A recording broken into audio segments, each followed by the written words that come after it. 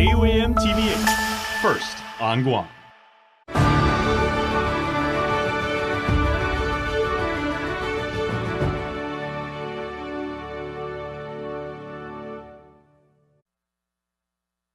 KUAM News headlines are presented by Calvo's Insurance, protecting Micronesia for 85 years. Matson and the Adahi Itano program. Apply at matson.com. Cars Plus, Guam's automotive leader in sustainability and electric vehicles. Learn more at carsplusguam.com.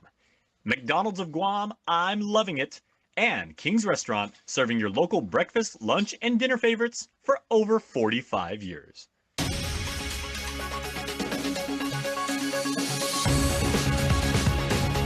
Ahead on KUAM News Primetime.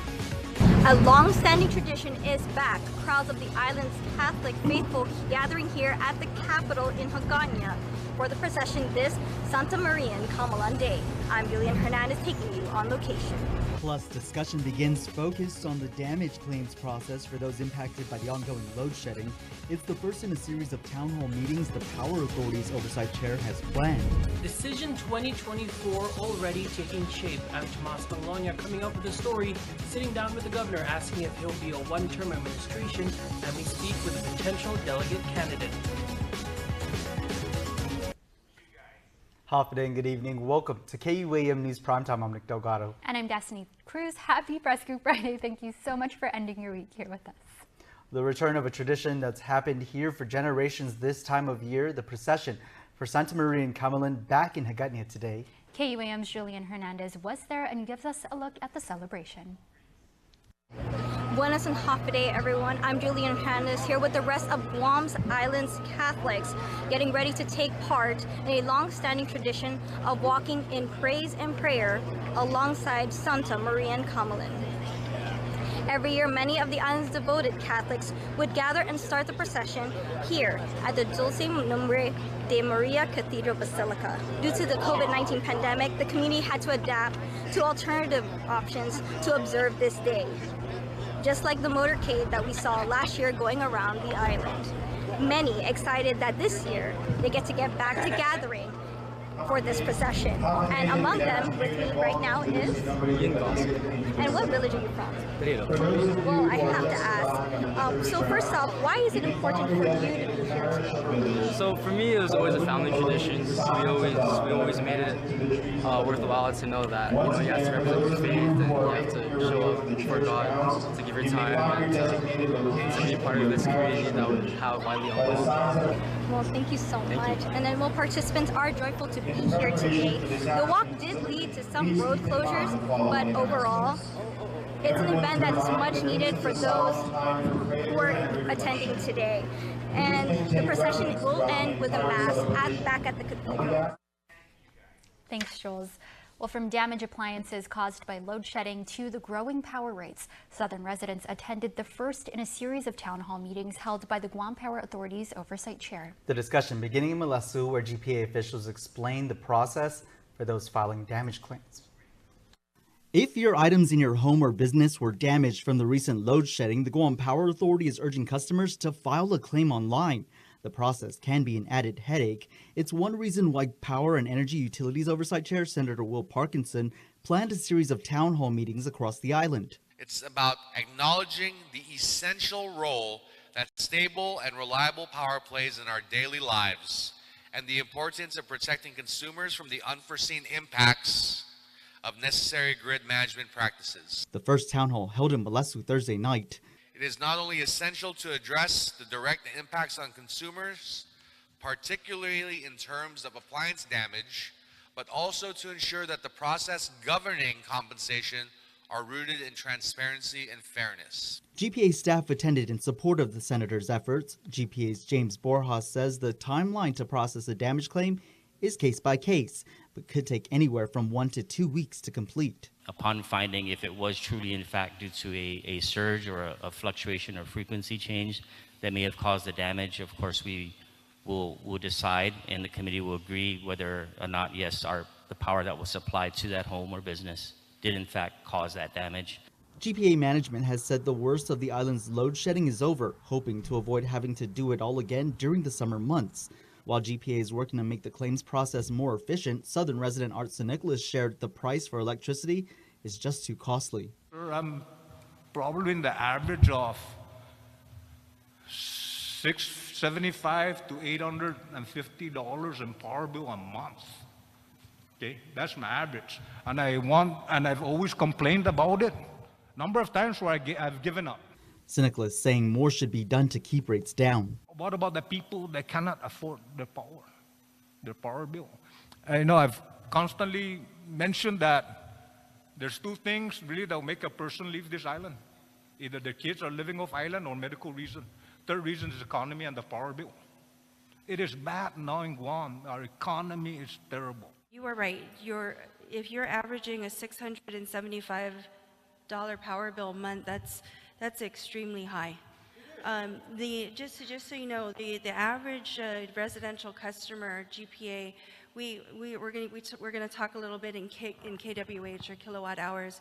The average customer should use about 1,000 to 1,200 kilowatt hours a month.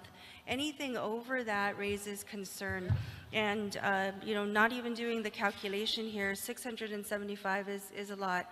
Meantime, the next set of town halls are scheduled for Wednesday, December 13th at the Dzotnya Community Center and Thursday, December 14th at the Jigo Senior Citizen Center. Both town halls scheduled to begin at 5:30 p.m. Well, are more businesses following the law to card people who buy tobacco and vapes?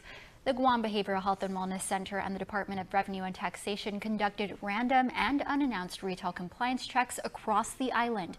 The results show the compliance rate this year decreased to 94.8% from 97% the year prior. Officials report of the 324 retailers registered with Rev and Tax, 13 were found in violation of selling tobacco and electronic nicotine products to customers ages 16 to 20. Behavioral Health Director Teresa Areola says they've seen more of the island's youth using vapes. What we need to do is to ensure that retailers, those who have a license to sell nicotine, whether it's in cigarette or e-cigarette form, knows that there is a huge fine and the possible loss of their license. Now, this is a huge margin of profit for a lot of stores, and so I am certain when the word gets out, and if the word gets out, that there is a chance that they will lose their license. It's going to be concerning for them. So what needs to happen is stores need to do 100% ID check, whether they look old or older. The fines range from $1,000 to $10,000 per violation. Officials say the 13 violators were cited and fined. Picture this: you get on a bus, find a bag of money maybe, but no one's watching. What would you do? Well, in Stephen Ayala's case, he went out of his way to make sure it gets returned to its rightful owner, and finding his good deed reciprocated. Mitsuki Hirayama has the story. An unlikely friendship forming after a good deed. Vietnam-era veteran Stephen Ayala made Guam his home just 2 months ago, but he's already practicing the island value of Anafa Malik. I'd like to say that any good deed, we should all be doing these good deeds, and for no recognition. That's the best. So you do it, you see it. You see somebody that needs something, help them out. Don't ask for anything in return. The former Philippine resident going out of his way to return a lost bag of money to its rightful owner. Last Sunday, he happened to ride a Lalam Tours and Transportation bus after his motorcycle broke down. Halfway through it, I noticed on the seat there was a paper bag hiding on the side, and it just had another piece of paper wrapped around it. So I just looked in it really quick, and I saw dollar bills, and I closed it. I didn't want to make a scene on the bus or anything and turned it in. Ayala's trip taking him to this spot in Tumon. He was wondering what to do with the unexpected find. The closest place to turn to, this hotel. He was staying at the Holiday Resort Guam and remembered there was a Guam Police Department substation nearby, but couldn't find help there. So when the bus stopped here, I got off and went to the station. Nobody was there, so I went to the lobby at the hotel and turned it in there, and they stamped it and closed it, and I told them I would try to contact them in the morning. The belongings turning out to be the driver's bus fare and bus tickets, and the good deed reciprocated. He says the bus operator also went out of his way to help him. He came and picked up this money. He was grateful, and I needed a ride to go drop off my motorcycle, and he helped me with his truck and took me and brought me back, and now we're good friends. A good deed sparking a new friendship, and just in time for the season of giving. Matsuki Hirayama, KUAM News. A lesson for us all there. Good job, Matsuki. Definitely great news. We'll be right back. Half a Day Fresco Fridays on KUAM News. Presented by Fresco Clothing, original custom design apparel of Guam and the Marianas. Located in Hagåtña, just across from the Gatti Shopping Center. While you've been waiting to see if EVs are a thing, my dad went electric. Up to 360 miles on a single charge. And if my dad's on board, yours could be next. You know I'm doing this for the next generation. Dad, we are not having the grandkids conversation again. No, I'm just saying EVs are good for any generation. Or all generations. Generationally good. Introducing the all-electric Hyundai Ioniq 6 with up to 360-mile range. When it comes to EVs, we're thinking of every mile. Zoom Zoom! 'Tis the season for speed, and Docomo Pacific is putting prepaid customers in the fast lane. Starting November 3rd, 2023 to January 31st, 2024, every $5 prepaid card purchase from a participating store gives Docomo Pacific customers a chance to win a brand new Mazda 3. So load up at participating stores and drop off your entry to any Docomo Pacific retail store. Docomo Pacific, better together. Some conditions apply. Visit DocomoPacific.com for details. Welcome back to Primetime. Decision 2024 and even some talk of Decision 2026 already taking shape in the Northern Marianas. Regional correspondent Tomas Manglotnia reports on the election outlook ahead of the new year. It's the holiday season, but news of the election season is already taking shape. The 2024 midterm elections open the delegate seat, 3 Senate seats, and local House seats in the NMI. But talk of the 2026 gubernatorial race is also simmering. KUAM asked Governor Palacios this. We're far from the next gubernatorial election, but of course with the midterm coming up, there's lots of talk about what the shuffle will be within government. There's also mention that you're going to be a one-term administration. What's your response to that? Are you going to run again? Are you set on that? No, I'm not. I'm not. You know, of course, I hear that, but I can assure you, I just take those things with a grain of salt.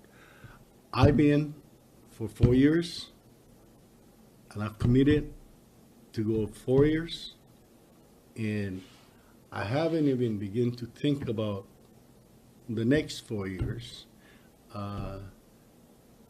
so that I can focus on these 4 years and do well on the 4 years. But Palacios admits there's more to consider with family and friends after many years in the political arena as House Speaker, Senate President, Lieutenant Governor, and now Governor. You know, there are times also that you have to consider, you know, what's next for you in life. And, you know, I haven't gotten there, but I'm giving all I got. He says he's not going to let what he describes as picnic table gossip distract him. If I'm a one-term governor, that's fine. I'm not going to be the only one-term governor. But when I leave here, whether it's 4 years or 8 years, I want to leave comfortably in my skin that I did everything I can to elevate the quality of life for our people. The delegate race is also simmering. It's been reported that at least 3 people are considering running for the D.C. seat. Delegate Gregorio Sablan told KUAM in a recent interview that he does not have an announcement at this time about whether he will run for re-election. If it were up to me, I'd like to see him do another 10 years. But ultimately, the decision is Congressman Kalidi's.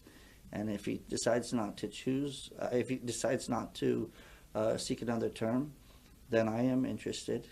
I have put together a small committee right now. It is building to discuss this further. But whatever the decision is, I do hope that many people consider running. Tomas Manglotnia, KUAM News, Saipan. Thanks, Tomas. Nonprofit organization Tatugi Mona is launching their newest publication, A Window Unobscured Stories from Guahan Teachers, at the Guam Community College tomorrow afternoon. The book shows a glimpse into what our middle and high school teachers have to say. Mitsuki Hirayama has more. 8 middle and high school language arts and reading teachers putting pen to paper into Tugi Motna's newest publication, A Window Unobscured Stories from Guahan Teachers. Tugi Motna is a nonprofit dedicated to supporting literacy communities in the region. Simone Efigenia Perez Bollinger is their vice president and book editor. One of the major themes in this book is that before the teachers can focus on content like writing or reading strategies, they really have to set up an environment where the students feel comfortable and safe. And there's a lot of work that goes into that. The authors dig deep, writing personal narrative essays about the challenges and triumphs that come with the job, especially while navigating one of the deadliest pandemics in history. Bollinger shares that for some, like first-year teacher Marcia Ermitanio writes, the successes aren't there to comfort the adversity. She asks herself at the end of the essay, she said, you know, veteran teachers of 16 years, of 20 years, when they have bad days, they have all these good experiences to balance them out, right? But when you're just starting and all you have are the challenges, it becomes very difficult. And so teachers have to ask themselves, is this the profession for them? Is this what they want to do? She admits it's a stark opening to the book, but a realistic perspective of first-year teachers faced with a sharp learning curve. The book also includes profile essays about other teachers they look up to. Bollinger sharing that's where the title comes from. Christine Malari wrote about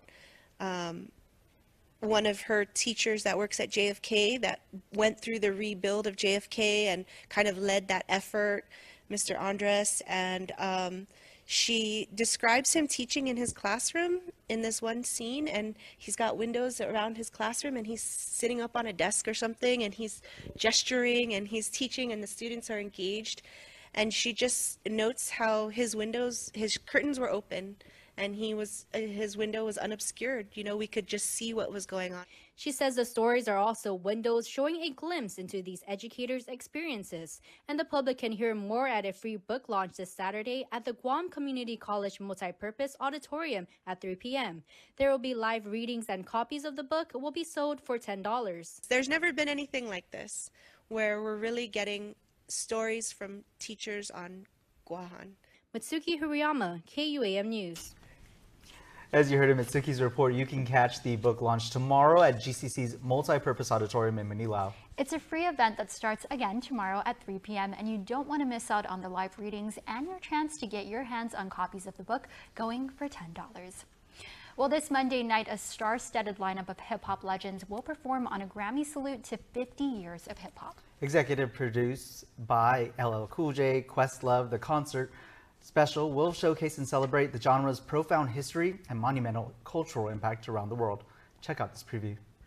Are you all ready to celebrate music that changed the whole world forever? We got what you want. Jazzy Jeff and Fresh Prince busting out with the brand new funk. We're celebrating 50 years of hip hop. The goal was always to elevate and really celebrate the culture. But I just wanted to take a step back and just bring these artists to the forefront, give them their moment to shine. Hip hop is a celebration of the drum break. It's the celebration of dance, of freedom. It's basically the expression of joy.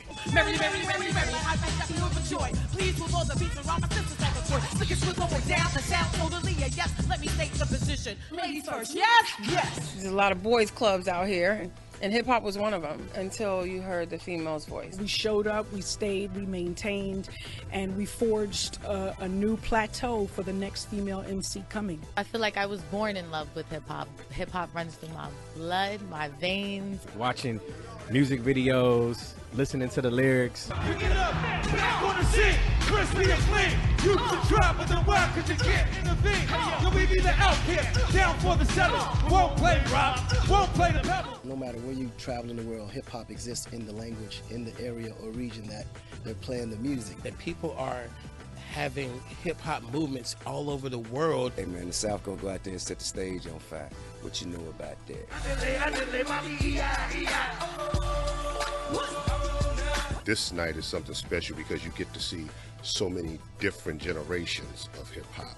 all on one stage, and that shows unity, and I think it's beautiful. It's important for the Recording Academy to commemorate it because it's such a huge part of our industry. It's the authenticity, it's the storytelling, it's the emotion that has permeated a lot of other genres. I'm here as a fan, singing every song, and a lot of people are going to rediscover a lot of music that they fell in love with many years ago.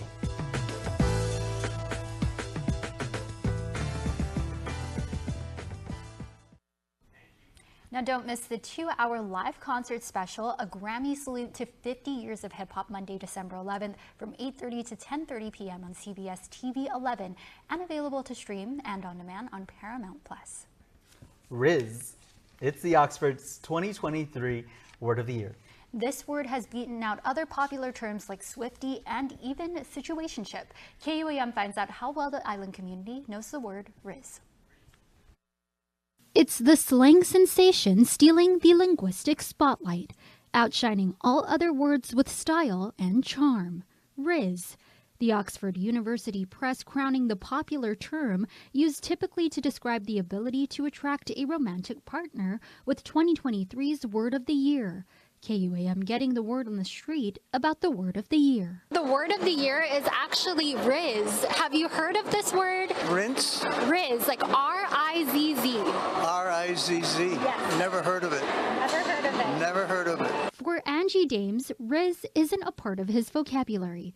But for others like 18-year-old Terry Rose Ogo, the buzzy word is part of her generation's lexicon. Do you see other people your age using it a lot? Yeah. Okay, so do you agree 2023 Riz is the word of the year? Yeah. Riz is like a way people use to like get someone they want. Gen Zers giving a lesson on how you can incorporate Riz in your everyday language, describing a flirtatious moment. Like, that guy is rizzing her up. Look at that guy, he's using Riz. Or using it in a teasing way. You got no Riz, par. And whether you've got Riz or you don't, the younger generation is making it clear the term is here to stay. Keeping it Riz. Whoa, rizzing it up. All right, guys, now for a look at your world at home. Here's a view captured of a holiday village display in PD.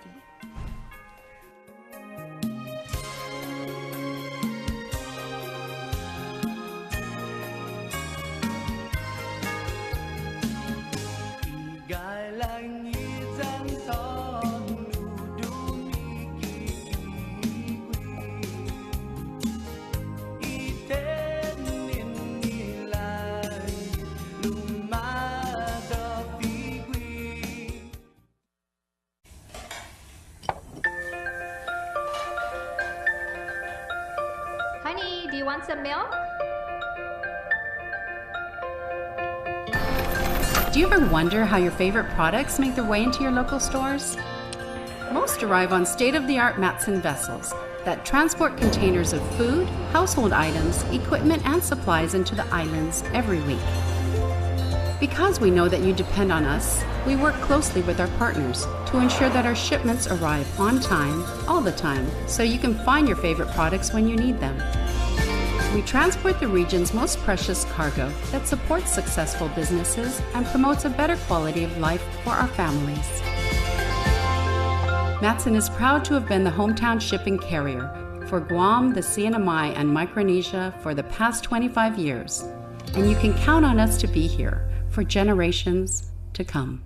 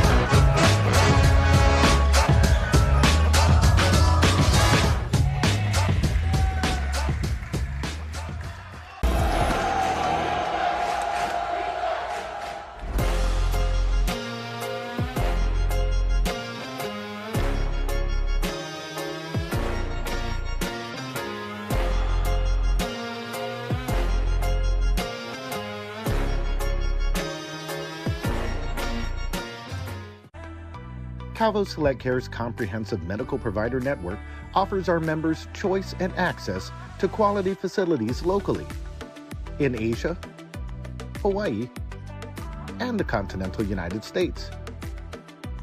We provide our members several wellness programs and healthy options to improve their overall health status. Calvo Select Care, healthcare that's always there for you. Federal employees and annuitants, enroll today. Guam's auto appearance specialist, Elegant Reflections, has been providing the automotive industry with professional detailing and car care products at its highest quality, from complete detailing, full interior detailing, exterior detailing, headlamp restoration, hand washing, seat and carpet shampoo, engine degreasing, undercarriage cleaning, paint sealant, fabric protection, paint oxidation removal, and so much more. Visit us at our new location. Call 646-5555 for an appointment. Elegant Reflections, Guam's auto appearance specialist, over 20 years of experience. Feed Me Fridays, brought to you by Nutty Crunchers. Simple ingredients, but most satisfying. Crunch your way into a Nutty Cruncher today.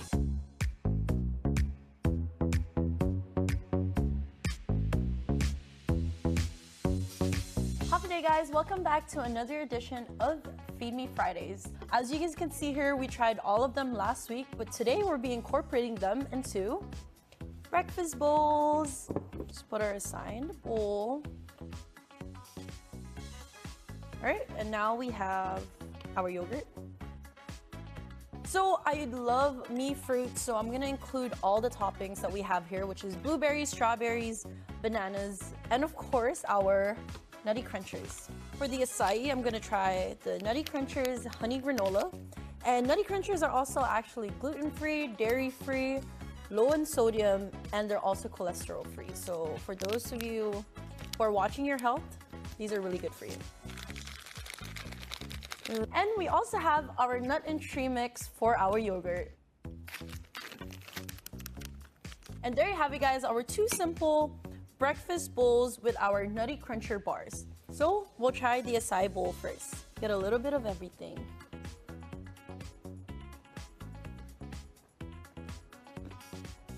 That's good. So the crunch in this honey mix is so delicious. It has sunflower seeds, we have sesame seeds, and also some almonds in it. It's so, so good. And now for the yogurt bowl. I love breakfast bowls, right? Get a tight shot. The yogurt being on like the tarty side more definitely fits well with the nut and seed mix. So it really adds more flavor and texture into your yogurt bowl.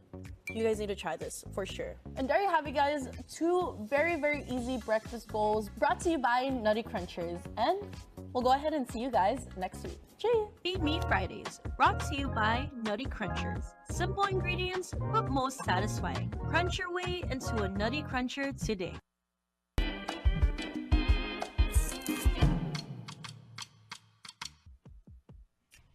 There's a poetry slam going on in Central Guam. It's at Sinahania Poetry Slam. It's like a choke slam, just different.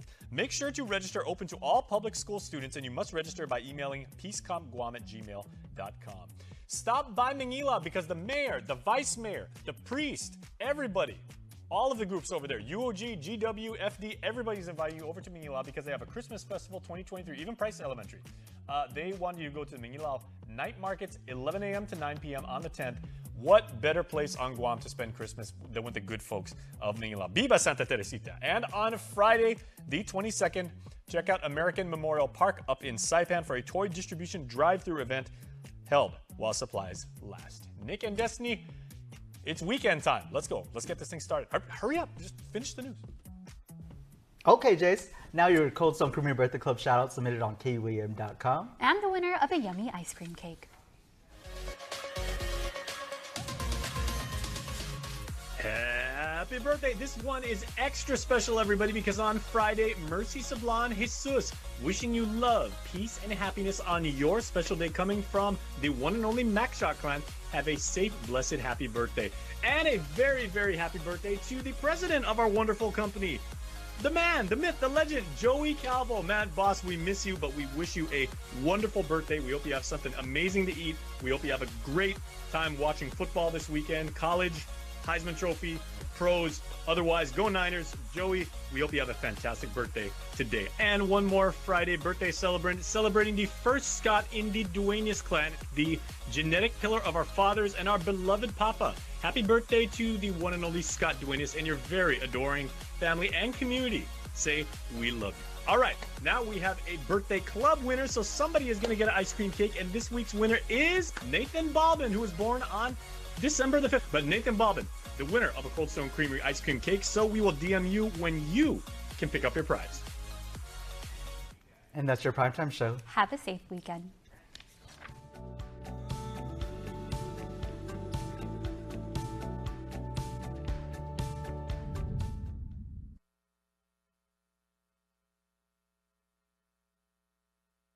KUAM News Hotspot is presented by Calvo Enterprises, Inc. Hi everyone, and welcome to another edition of The Hub. I'm Nestor Lecanto, and this week we're going to be talking trash, and I'm sure you two have never heard that witty reference before. I'm joined by Andrew Gale, who is the chairman of the Guam Solid Waste Authority, and Irv Slyke, who is the general manager. Gentlemen, thanks for joining us. Recently, about a week ago, I guess it was, a public hearing was heard on Senator Sabina Perez's bill, which would establish mandatory universal trash collection. And Andrew, let me start with you. And can you explain what that bill entails? So sure, that bill really talks about an island-wide collection system where all eligible residents of Guam Solid Waste Authority would be given a bin, a trash bin, a 96-gallon trash bin, and would become customers of the Guam Solid Waste Authority. And we would collect trash from them, and we would bill them and collect trash from them. It's really not universal trash in that regard. Within the industry, universal collection means we're picking up all sorts of stuff. We're just talking about picking up municipal solid waste, which is what we currently pick up today, as well as the recycling bin. So we still want to try to continue with that program. So internally, we're going to be labeling it as an island-wide collection system, the island-wide collection program. We would be enrolling folks automatically who would again would be eligible for a Guam Solid Waste service, and those eligible would be single-family homes and any apartment units or condominiums that are 4 units or less, and they would be automatically put in the program, and then we would start billing them. And Irv, you've got a lot of experience. You've been in this business for many years and in many different communities. And those communities typically manage their waste in this way, yeah? That's correct. Most communities, since everybody generates refuse, and the community or their government is responsible for maintaining it in an environmentally sound manner, everybody contributes, so everybody actually pays for it, either through taxes or fees or whatnot, but that's the general rule. Yeah. In your testimony during the public hearing, I noted that you had 3 challenges basically that you saw to implementing this island-wide waste collection program, and you said they are for those that don't produce that much waste. For example, say a couple that maybe eats out a lot, a busy couple eats out a lot, compared to a family of 5 or 6 kids. So they're paying the same amount as this family, and is that fair? Some communities have volume-based billing. We're not. We need to learn to walk first before we run. So I think the mandatory, with everybody paying either the 2 rates, the full rate and then the reduced rate, is the first step forward. After that, if the community wants true volume-based billing based on how much they produce, that would be the next step. But it's too early, to try that right now. Yeah. Right. So Nestor, again, we're as a community, as a society, we need to decide, what are the associated costs that should be borne by the entire society, the entire community. Whether it's roads, whether it's streetlights, whether it's policing. Municipal solid waste should be one of those costs that is borne across the whole society. Right. And in terms of economies of scale, you project that possibly a slight reduction in the fees? Yeah, we've run the numbers, and it'll be confirmed through the PUC process. But what we're looking at right now is if we can make it mandatory, that increases our customer base. And we're looking at a fee of the normal fee reduced from 30 down to 27, and then the reduced rate for those that are disadvantaged or eligible to be like $15 per month. Yeah. So if we remember this rate of $30 a month for residential service, I mean, this was established about 10 years ago. 10 years ago. More than 10 years ago. So there haven't been any changes since then. We have actually looking at, based on our current projections and our current expenses, current future obligations, of that rate going up. So by spreading our customer base across a wider number of households and applying that distribute that more evenly, we think we can actually bring the rates down per household. Yeah, and another challenge that Irv raised during the public hearing was for those people who can't afford it. And you're familiar with lifeline rates in your industry. You're also the COO of GTA. So what do you say about for people who can't afford $30 a month?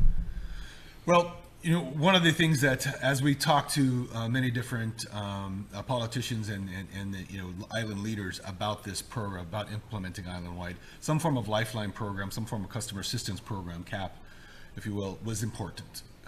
So as we looked at that, we said, okay, then we can help with that, sustain that argument, help implement that plan. And one of the things that Irv and his team have looked at is like, how can we do that? How can we implement a customer assistance program, and what was our criteria? What was that criteria? And so my advice to Irv was to do it similar to the way the telecommunications industry did it, which was you establish some kind of need-based customer assistance. It's not across the board. It's needs-based, but we shouldn't have Guam Solid Waste Authority develop what that need is. Let's adopt a needs the needs requirements that those needs levels from some other program, whether it's like in the telecommunications industry, it's if you're a SNAP recipient, if you're a member of a Pell Grant, if you read free school lunches, if you're a certain level of this, then you're eligible. And we're not going to be going through your tax returns to decide if you're eligible, right? Yeah, right. Well, if you're eligible for a program somewhere else, some type of social assistance program someplace else, well, then you would be eligible for this program. And we had proposed, what we're proposing is we would fund this customer assistance program initially with some savings that we think we might be getting due to the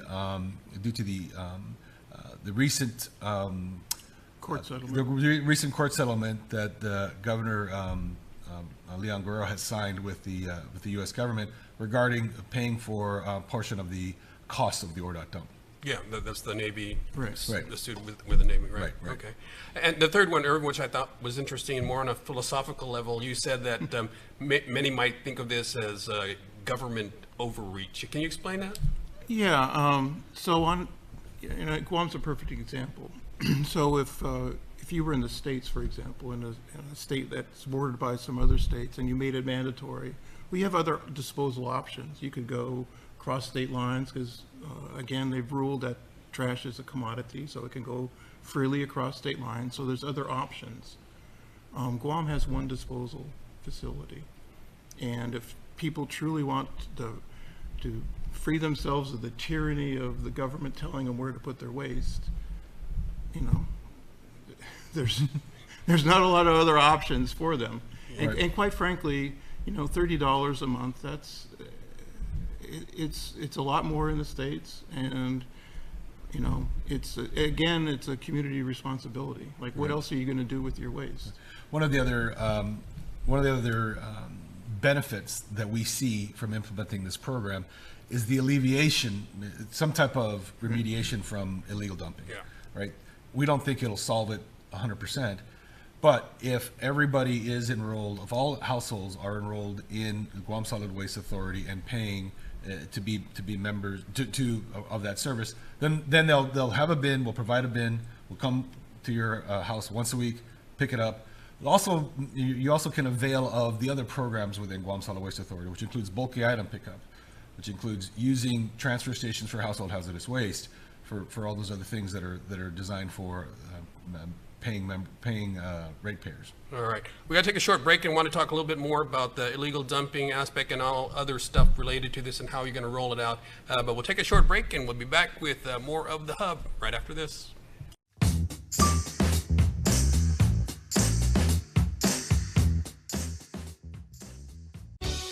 Triple treat box, 3 layers deep, 10 Cinnabon mini rolls to eat, 5 breadsticks, and a pizza plus another pizza. Triple treat box, only from Pizza Hut. Infectious disease transmission prevention in the workplace. It's not if, it's when. Are you ready? Be prepared. DIA Hawaii is offering free training for workers and employers.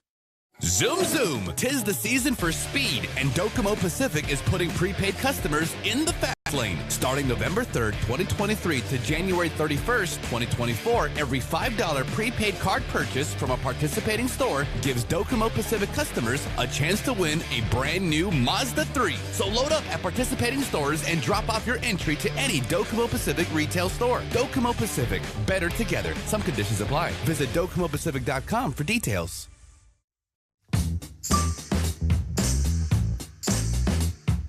Welcome back, everyone. I'm Nestor Lecanto. I'm joined by Andrew Gale, who is the chairman of the Guam Solid Waste Authority, and Irv Slake, who is the general manager. And before the break, Andrew, we were talking about, and you brought up the fact that this could also be a benefit to the illegal dumping problem that we've had on this island for so many years that, the mayors bring up all the time. Can you elaborate on what on your thoughts prior to the break, and how EPA is also taking this as a benefit for that? Because they're the ones that kind of... Sure. Remember, Guam Solid Waste Authority, we're not in the enforcement division, right? We're the collection and disposal portion of that. But the thinking is that if every eligible household has a trash bin and it gets collected once a week, then there would be an alleviation on household trash that is dumped. If those same households avail of the bulky item waste pickup, then there could be a reduction in the white goods that are being dumped out there, or any of the electronic items that might be illegally dumped. So that's the concept, right? It's still going to take, and this is one of the things that was brought up by several of the legislators, some of the senators, was look, public education, has to be an ongoing part of this program, and so we will factor that in, whether that's PS public service announcements, printed ads, radio ads, flyers, direct mailers, those types of things will have to be a part of this program in order for it to be successful. And so we're fully committed to making this program successful. Yeah. Irv, another issue that came up was piggybacking. I wanted you to explain that and how this will help kind of alleviate that problem or issue. Well, when I first got here, I looked at how you would implement island-wide. I looked at the typical waste generation profile for an island community of this sort of economic background, and it's about 2.4 pounds per person. And you take that versus the population, and you end up with like 97 or 98,000 tons, which is the amount that we put into Lejeune every year without a typhoon, but that's the normal amount. So that led me to believe that people were disposing most of their refuse, either in somebody else's bin or a commercial dumpster or some other manner, or maybe taking it to our transfer station. Somebody actually came up to me after the meeting about the illegal dumping and pointed out that this won't solve it. And I looked at it like, yeah, there are bulk items illegally placed, but there's a significant amount of trash. Pigs, the 2 years that I've been here on Guam, they're not eating refrigerators. They're eating something, right? So another issue that came up was the idea of multifamily homes, more than one family living in a single residence. So multifamily dwellings are a whole different approach to managing their solid waste. One, normally they're constructed with very small refuse containers, etc. We don't have the equipment to actually pick that type of container up, and it would be a large expense to do that. Plus, you'd run into the competition because most of the commercial haulers do that. Yeah. They don't do residential. Right. Yeah. The other one for if you have a large, say you have a large family, it would fall within Guam Solid Waste Authority eligible households. It's a large home, maybe multi-generational, right, with extensions, etc. We do have options for additional bins, right? So there is a fee to pay for an additional bin. But these are 96-gallon bins. These are very large bins, much larger than most municipal solid waste programs have typical communities in the U.S. Most people in the States use 64 gallons. Yeah. Another pushback, I guess you could call it, during the hearing was from one. He didn't really push back, but he did mention the fact that his preference had always been to just load his trash into his pickup and take it to the transfer station and pay $7.50 rather than paying the $30 monthly fee. So how do you respond to folks in that situation?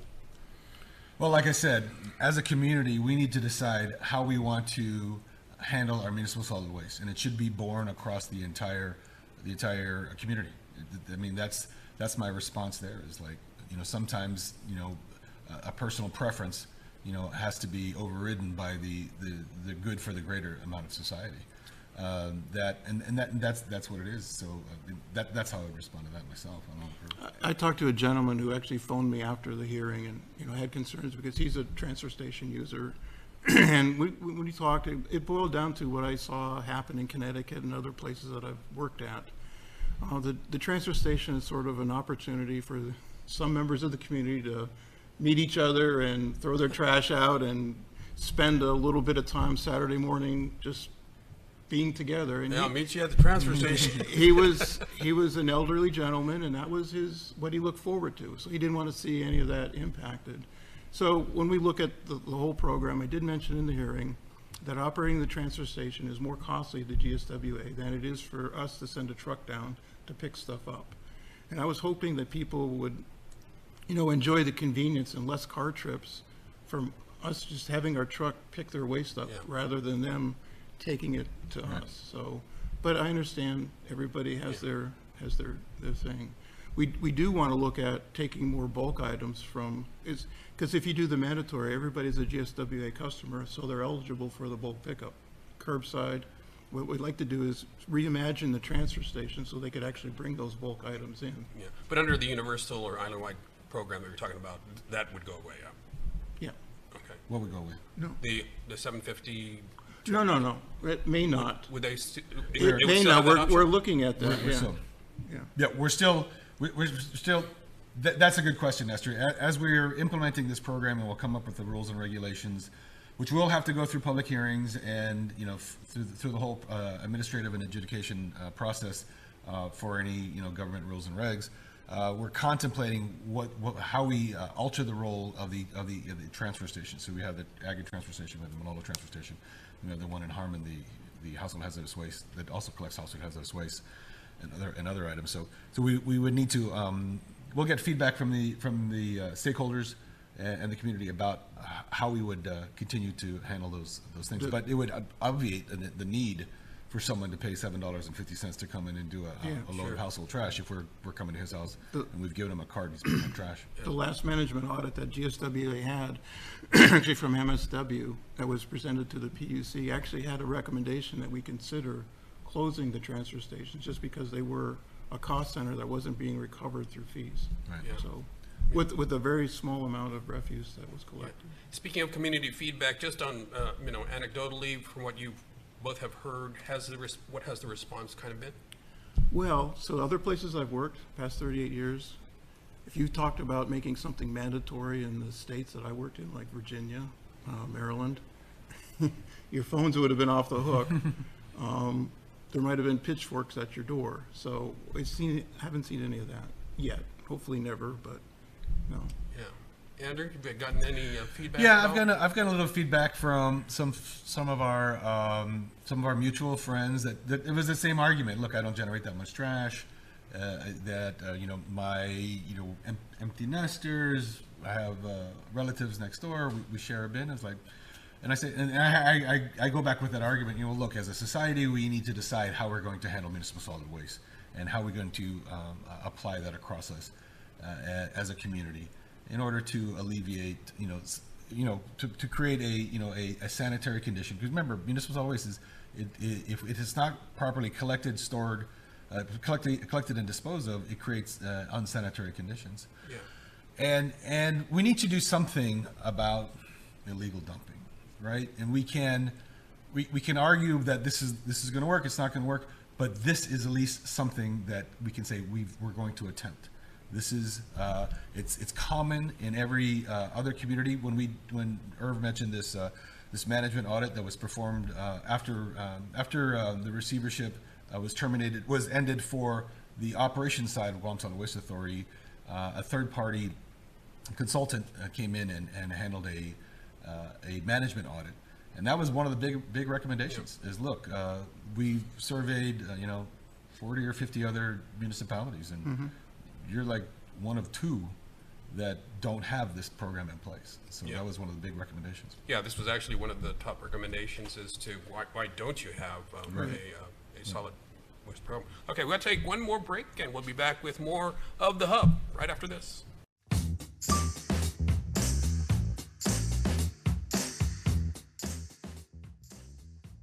New chicken nuggets from KFC? Everybody's gonna want these.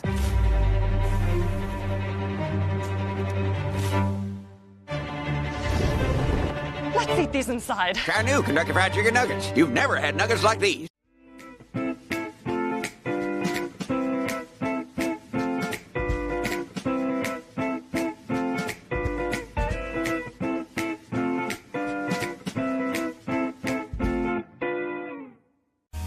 In 2022, the all-electric Hyundai Ioniq 5 won the award for World Car of the Year. So, of course, the all-electric Hyundai Ioniq 6 just had to go out and win World Car of the Year for 2023. Because everyone knows how competitive sibling rivalries can be. World Car of the Year, 2 years in a row.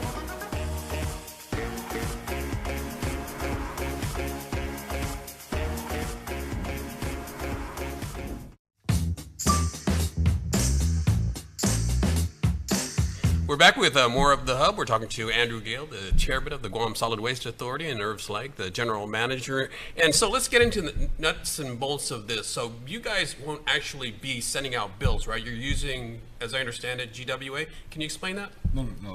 We will be sending out bills. Oh, you will be sending out. We will be sending out. So currently, if you are a Guam Solid Waste Authority customer today, we send you a bill. Whether we send it electronically or via mail, we send you a bill. The arrangement that we have with the Guam Waterworks Authority is to share customer information. Ah, I see. So from that information, we will make determinations as to who is an eligible customer for Guam Solid Waste Authority, and then we will enroll them in our program. And through a process, we'll work out the process, deliver bins to them, figure out if they're not a customer already, deliver bins to them, and then they will be part of the program. And through that information that we get from Guam Waterworks Authority, we'll get their service address, their residential address, and their billing information, and they will become a customer of ours. Yeah. And so this will all be worked out, but that is the process. You will not see on either your GPA bill or your Guam Waterworks bill, you won't see a charge for Guam Waterworks Authority, a Guam Solid Waste Authority. We'll be sending out our own bill. Now, we do have a program with both GPA and with GWA that if you want to pay your GSWA bill at one of their locations, they will collect the payment and they'll process that and give it to, and then we'll remit the payment to us. Right. I see. I misunderstood. I understand that this is how you're going to find those customers who are not currently on your listing, but are who would be eligible. Right. And then as part of the rules, as part of the regulations, we'll go through a process of that initial exchange of information, again, which is all part of the bill. And then there would be some kind of periodic audit of who's in, who's out, who's eligible, etc. These will all be, again, post passage of this bill as we have to work out all of those specific policies and procedures. Right. And Irv, so in preparation for the potential passage of this into law, so what do you need to do? You need to bring in more bins, more trucks, more personnel. Is this going to add to your monthly costs? We've put together an RFP for the bins, so that's ready to go as soon as the legislature passes. The trucks, we have 6 of 10 already because they needed to be replaced regardless of whether island-wide went forward or not. The 4 additional trucks, we go hopefully to the PUC this Thursday for their approval, which will bring us to that 10 total I was talking about. And then, then it's just a matter of getting the customer base rollover, doing lots of public education, and starting the program probably the last quarter of 2025. probably in the least populated area, which is the southern part of the island first. And my experience is when you when you roll this program out, do it in stages. Don't try to do the entire island all at once. You know. I mean 2025 or 2024? 2020, end of 2024, if we can get the carts delivered on time. Right. That's a big if. Yeah, and how many additional carts do you need, you say? 40,000 total. 40,000 additional carts. Yeah, because remember, there's going to be carts for recycling carts as well as trash carts. Yeah. We have about 22,000 enrolled customers today. Right. We think the number should be closer to 40. Yeah. Do you foresee situations where, say, a house or a home is deep inside, far from the roadway and probably inaccessible to your garbage trucks, so that they would have to bring it all the way out there? How does that going to be handled? We have already a program for people that are disadvantaged or, have a long driveway. We will take a pickup truck or a small truck and go back and service the household. So that's something we do now and probably would do in that situation. Yeah. Do you think a lot of homes would be in that situation, or? Well, currently not that we know of today for the current 21,000. So. Okay. All right. So where does this stand at this point? What is your understanding? I think you've met with the governor on this, and the governor was supportive. Absolutely. We had initially worked, when after this, the initial, management audit came out, we had started working on this through the governor's office originally. And I talked with members of the CCU, talked with, Miguel Berdalio over at KUAM Water Works Authority about this and rolling this out. And then Senator Perez, kind of jumped on and said, hey, because she is our oversight chair, and then kind of took over the process. And so we shared all of the work points to that. So we know the governor is supportive. We think we got support out of the legislature for the first public hearing. So the next step would be once the bill passes and the governor signs it into law, then we would need to start developing our rules and regulations, and do that concurrently with acquiring all of the necessary carts and making sure our trucks are on order. It takes 18 months to get new trucks. The 4 trucks we're talking about maybe awarding Thursday won't be here until June of 2025. Right, but we would start the program before then. Again, we'd have to go through getting the carts, distributing the carts, and then also establishing all the rules and regulations. So they go through the administrative and the AAA process, and establish all those. And remember, and that process includes publishing those rules and regulations for public comment. Yeah, and so you would be coming up with the rules and regs, or another? Okay, you guys come up with the rules and regs, goes through the AAA, and then it gets passed by the legislature. Yeah. We've recently put an RFP out, I think, this coming Monday for legal services to help us with that. Okay, we only got about a minute or so left. I just want to give you guys final opportunity to reach out to the public and say, please support this and be prepared as we move toward this universal trash collection. Start with you, Andrew. Yeah, right. So I think this is something that, like as I mentioned before, I think it's, as a society, as a community, we need to decide that this is one of the things that's important for us to have to maintain public health.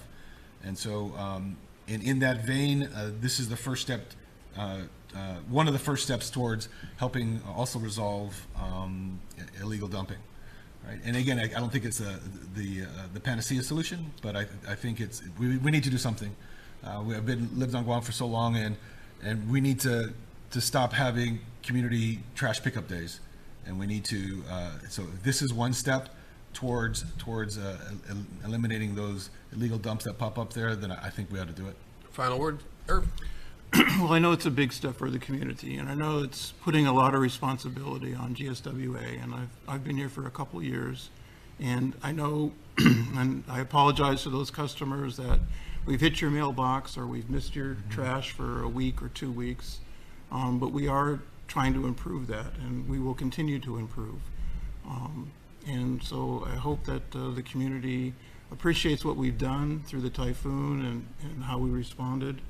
And we would just want to build on that and offer this service, which I think is essential and will help illegal dumping, that we can provide that. All right. GSWA Chairman Andrew Gale and GSWA General Manager Irv Slyke. I'm Nestor Leconto. Thanks for watching, everyone. We'll see you again next week on The Hub.